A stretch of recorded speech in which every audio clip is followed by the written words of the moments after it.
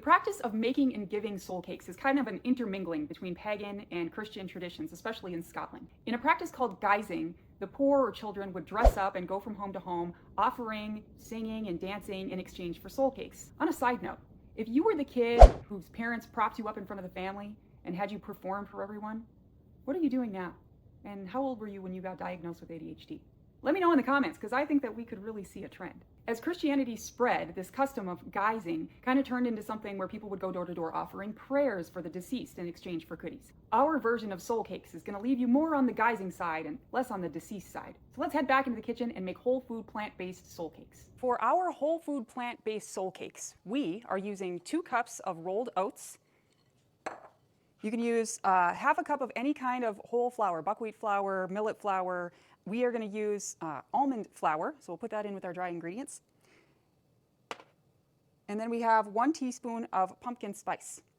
Now, one thing that we should do early on is make our flaxseed binder.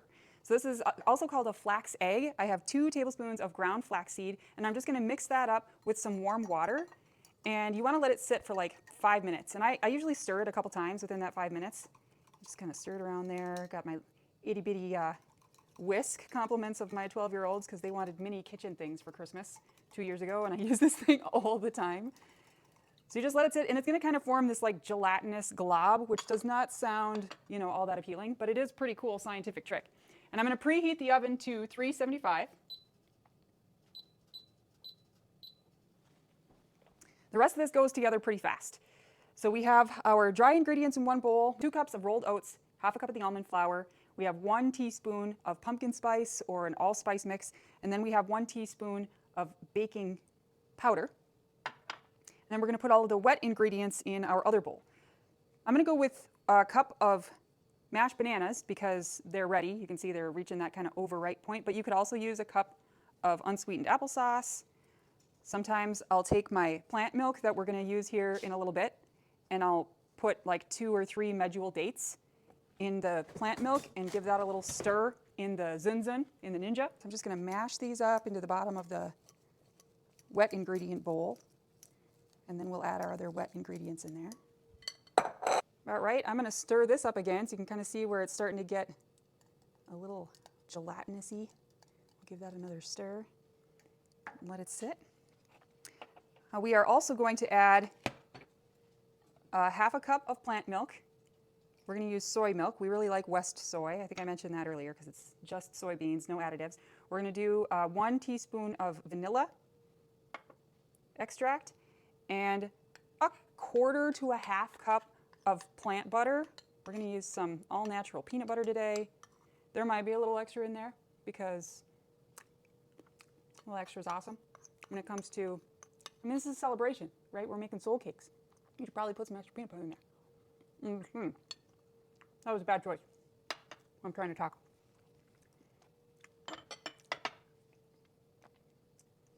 Cut. Okay, so we have our wet ingredients in the one bowl, and we have our dry ingredients in the other bowl. I'm just going to give, this comes together really fast. I'm just going to give our dried fruit a little tiny chop to make everything uniform sizes. So this is very exciting. This is one of those things, when it comes to celebrating and like what do we look forward to. We were at a farmer's market a couple weeks ago in Sioux Falls because we took our oldest daughter down there for a college visit.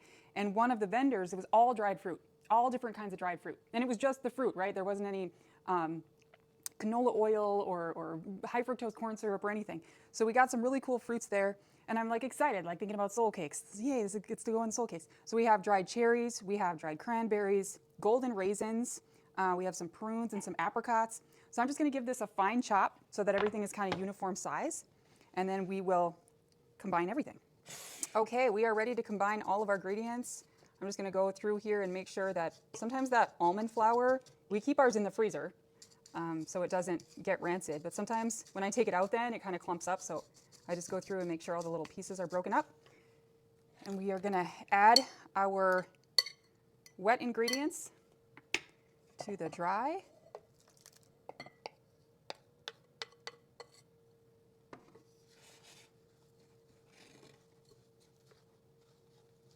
And then finally, we got our flax egg here.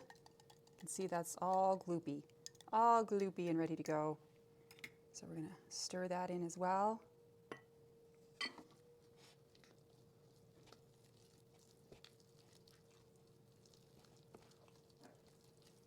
Now it might look a little liquidy at first as far as cookies go, but remember these are rolled oats, so they're gonna soak up a lot of that moisture as it bakes. And then we just wanna fold in our dried berries, our dried fruit. That's such a cool color combination. You know, it's like cascade of fall colors. That dark maroon in there. Very cool. I mean, personally, I think you could add more. I said half a cup. I think that was more than a half a cup. I think you could easily add more dried fruit in there. Okay, so we got our baking sheet here. Got parchment paper on there. You could put this in the fridge for 15, 20 minutes, let it cool down, and then it'll firm up. The thing about these Soul cakes is they're not gonna spread out because there's no butter in them. So the way that they look on the pan when you put them into the oven is pretty much the way it's gonna be when it comes out. So we're just gonna form our little patties here. When they come back out of the oven, we're gonna put crosses in them to make the traditional Soul cake, and we have a little bit of frosting that we are going to add on there as well. So here's what we do for a cashew medjool date sweetened frosting. We're taking a half a cup of cashews, 2 to 3 dates, 4 dates, 5 dates, depending on how sweet you want it to be. Put them in a bowl and cover them with hot water for about 10 minutes. Then you put everything into a high-powered blender and let her rip. Now at this point, you can add all kinds of different flavors. You could go the cinnamon route, you can add some vanilla extract, you could add raspberries, any kind of fruit. That will give you cashew cream frosting.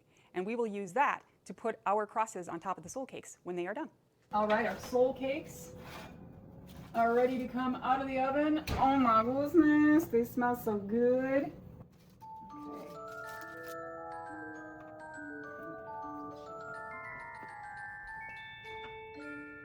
Okay.